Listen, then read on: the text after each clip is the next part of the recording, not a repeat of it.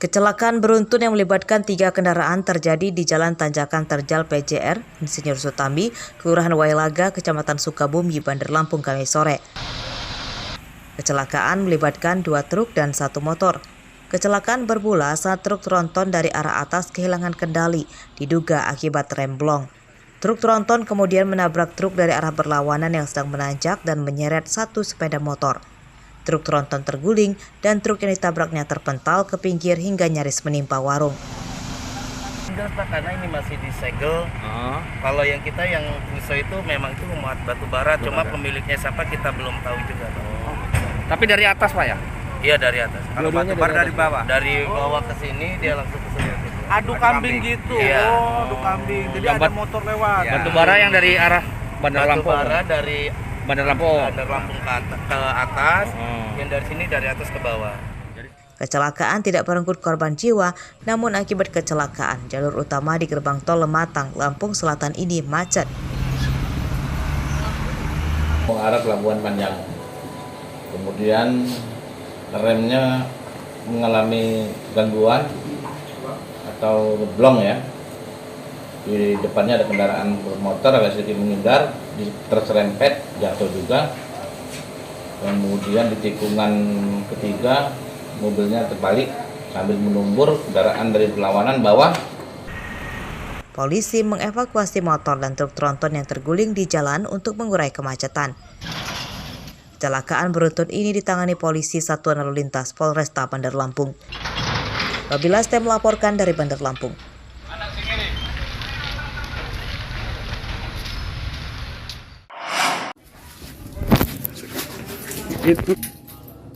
Pembobol warung sekaligus pencuri motor bernama Edo Saputra ditangkap tanpa melawan di rumahnya di Kelurahan Kuripan, Kecamatan Kota Agung, Tanggamus, Kamis pagi. Edo ditangkap saat sedang tidur di kursi ruang tamu. Edo Saputra membobol warung di lokasi wisata Pantai Madang, Kota Agung. Ia dibantu 2 temannya bernama Rizky yang sudah ditangkap lebih awal namun karena kasus peredaran narkoba dan NA yang masih buron. Bobol warung ya. Edo dan Rizky masuk warung korban dengan cara merusak jendela rumah korban. Keduanya kemudian mencuri puluhan bungkus rokok, uang dan motor korban yang diparkir dalam warung. Sekitar jam berapa kamu melakukan tindak pidana tersebut? Sekitar jam 12 kalau nggak salah. Jam 12 malam.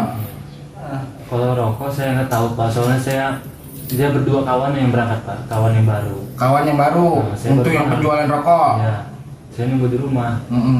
Nggak tahu jual di mana. Kalau untuk uang yang dapat kamu pembagian yang 2 juta itu tadi, yang disebutkan kamu yang berhasil menggodol 4 juta yang tadi. Ya. Dengan mencongkel jendela dan langsung masuk mengambil barang-barang berupa rokok dan uang, diperkirakan kerugian sekitar 15 juta. Kalau jumlah pelaku 3 orang pelaku, sementara 1 masih DPO. Kerugian korban hampir 20 juta rupiah. Pencurian baru diketahui pada pagi hari saat korban akan sholat subuh dan mendapati pintu rumah sudah terbuka. Saya tahunya waktu subuh, sholat subuh itu, anak saya bangun kan, bangun, saya mau keluar, dia bilang sama saya, "Bah, pintu itu lupa dikunci ya." Lalu saya panik kan, saya lari dari atas, kan tidur di atas nih. Karena saya panik, lihat pintu udah kebuka semua. Motor dan rokok hasil curian telah terjual. Obeng yang dipakai untuk merusak jendela rumah korban disita sebagai barang bukti. Atas perbuatannya, Edo Saputra terancam hukuman 7 tahun penjara. Andri Kuryawan melaporkan dari Tanggamus. Apakah kendaraan dikunci? Enggak, itu kendaraan kan waktu itu habis aku. Kegembiraan dirasakan Mujiem warga Rumbia, Lampung Tengah setelah motornya yang sudah 4 bulan hilang akhirnya ditemukan. Kamis siang motor Mujiem dikembalikan oleh polisi tanpa biaya, namun ia harus menunjukkan BPKB dan STNK. Motor Mujiem hilang saat diparkir di depan sebuah toko.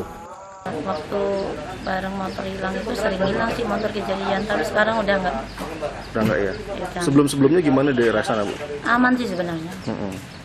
ya mulai motor beruntun hilang itu ya udah hilang terus gitu, tiap hari ada yang hilang. Tapi setelah itu langsung berhenti. Motor museum disita bersama belasan motor lain dari 23 penjahat yang ditangkap dalam waktu 1 bulan terakhir. Mereka yang ditangkap terlibat kasus pencurian motor, begal, penodongan hingga perjudian. Dagang ya, pekerjaannya dagang, di mana diakui oleh yang bersangkutan ataupun korbannya pada saat itu memarkirkan kendaraannya setelah diservis. Setelah diservis, diparkir kendaraannya, kemudian setelah asar kehilangan dan dilaporkan secara langsung. Para tersangka ditahan di Polres Lampung Tengah. Polisi mengimbau warga tidak takut melaporkan kejahatan di sekitar lingkungannya, supaya kejahatan jalanan yang marak dapat diminimalisir. Aris Susanto melaporkan dari Lampung Tengah.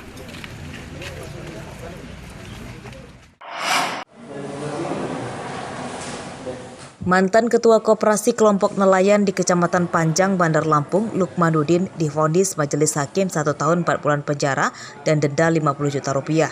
Lukmanuddin dinyatakan bersalah karena mengorupsi dana bansos untuk nelayan.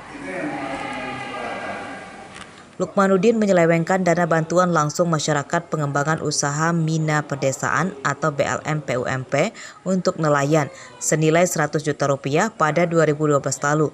Kerugian negara 56 juta rupiah. Menurut jaksa, kasus itu bermula ketika Koperasi Usaha Bersama yang dipimpin terdakwa bersama Sukir yang sudah divonis terlebih dahulu mendapatkan bantuan dari Kementerian Kelautan dan Perikanan pada 2012. Namun dana itu tidak disalurkan seluruhnya ke nelayan. Modus yang dilakukan oleh terdakwa dalam perkara ini adalah dengan melakukan pembelanjaan yang tidak sesuai dengan RUB. RUB itu adalah rencana usaha bersama, di mana suatu kelompok itu tidak boleh membelanjakan di luar atau tidak sesuai dengan ketentuan yang sudah diatur dalam RUB. Lukmanuddin sempat buron selama 8 tahun. Ia kabur sejak 2014 lalu dan ditangkap petugas Kejaksaan Juli lalu. Selama buron, Lukmanuddin tinggal berpindah-pindah di Mesuji, Tanggamus, dan Lampung Barat. Arsadi Saputra melaporkan dari Bandar Lampung.